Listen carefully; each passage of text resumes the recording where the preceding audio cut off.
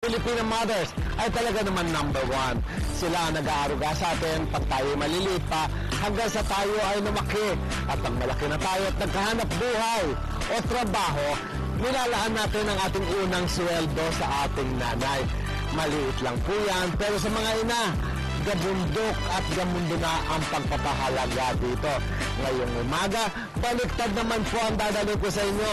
Ang mga anak ay magbibigay ng lubos na kaligayahan sa isang ina na dumaranas ng isang sakit. Pero ang kaligayahan yan ay biglang gumanda ng gandang-ganda at talangkutan ay napawi dahil sa wig na kaibig-ibig. Mga kapuso, ano naman natin, ang patutumawain at matulungin ay likas sa mga ugali nating mga Pilipino. At madalas ay nakikita ang magandang ugali ito, nagsisimula pa lamang sa loob na ating tahanan. Tulad na lamang ng pamilya Alvarez, nagkaroon ng breast cancer ang kanilang ina na si Charito. Hindi nga rin lumalabas ang tahanan ng kanilang nanay dahil sa kanyang kalagayan at lagi siyang pinanghihinaan ng loob. Lalo na nang mapansin niya na unti-unti nang nalalagas ang kanyang buhok. Hiling ng magkakapatid na ibalik muli ang ganda at kumpiyansa ng kanilang nanay. Isang wig ang tanging nilang kahilingan. Mula sa GRR Salon, isang wig na kaibig-ibig ang handog namin para sa kanilang nanay na si Charito. Hello! So you are Ronaldin? You're Rosaline. Ito na si Carlito.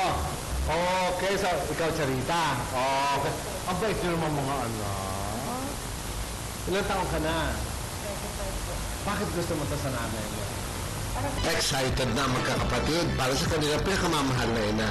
Ayun, maging si Charito, napapangiti na rin sa kasabikan. Pero, para lalong maging sorpresa ang magiging balikganda ni Charito, itinago muna namin ang magkakapatid.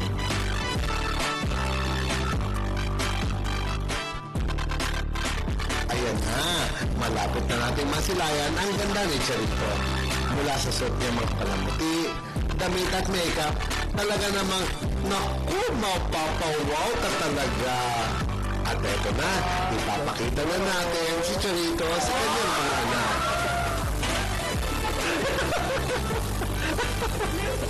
O ala, hindi ng nanay nyo, ang mami nyo, diba?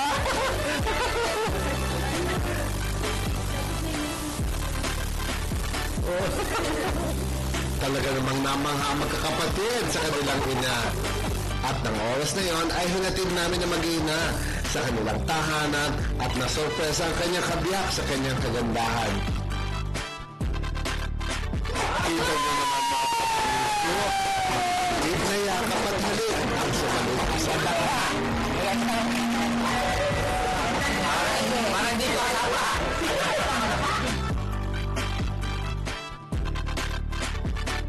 Para nga daw napawi lahat ng karamdamang nararamdaman ni Charito ng mga oras na yon.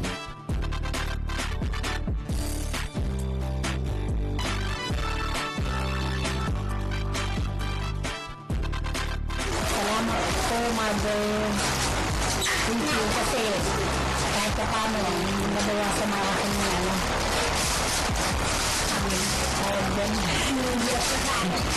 hindi na ako masyadong mahiya ngayon. Meron nang mahiya, konti na lang. Naamanahan na ako. Pwede na akong lumabas din sa play dahil pinaganda mo ako. Salamat ng maraming salamat. Tunay nga na para sa magulang ay kayang gawin ang lahat ng mga nagmamahal at nagpapahalaga na kagaya ng kanyang